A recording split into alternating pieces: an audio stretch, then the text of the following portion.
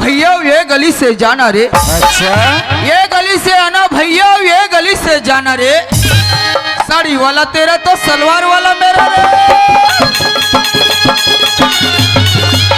इसका भी ना कुत्ते उसका भी हो नाच रहा है, खुशी मना रहा है।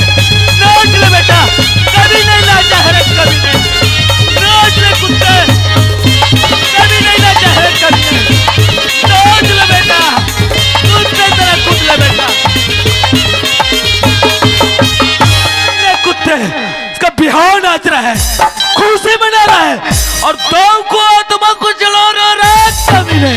ऐसा कोई आदमी है बिहाव नाचने नहीं देते।